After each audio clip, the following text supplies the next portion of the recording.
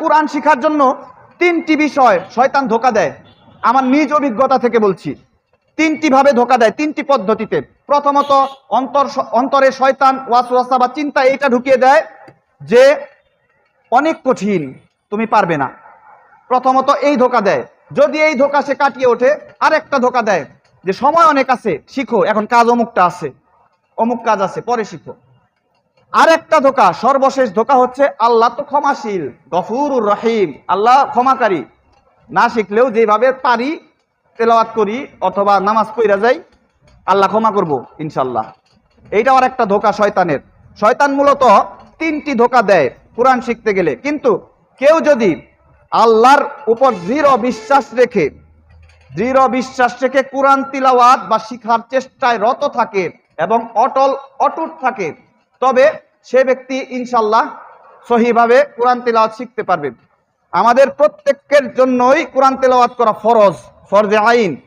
যে কোনো ইবাদত করার জন্য যে উপকরণটি প্রয়োজন হয় সেই উপকরণটিও ফরজ।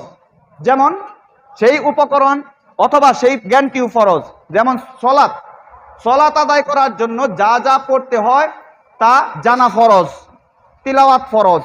এই জন্যই জিকির, যা রুকুর সেজদা, তাসবিহ, সেজদার তাসবিহ, রুকুর তাসবিহ, সেজদার তাসবিহ, আত্তাহিয়াতু, দরুদ, এগুলো ওয়াজিব অর্থাৎ ফরজ বলা যায়। ফরজ আর ওয়াজিবের মানে কি? এগুলো ছাড়া সলাত হবে না।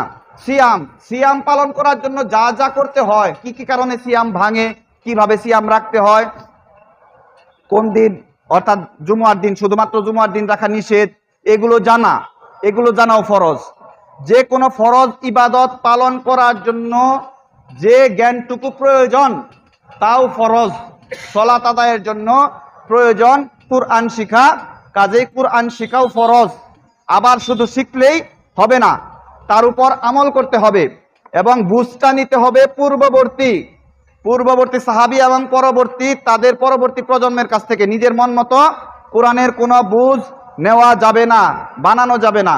যেমন লা ইউকাল্লিফুল্লাহু নাফসান ইল্লা উসআহা, সূরা বাকারায় বলেছেন লা ইউকাল্লিফুল্লাহু নাফসান ইল্লা উসআহা, অর্থাৎ আল্লাহ কারো উপর সাধ্যের অতিরিক্ত কোনো বোঝা চাপিয়ে দেন না। এখন আমার মাথায় সামান্য একটু ব্যথা করলো, চিন্তা করলাম না, খুব খারাপ লাগছে, এখনকার সলাত আর পড়লাম না, পরে পড়তে পারি, নাও পড়তে পারি, চলবে না।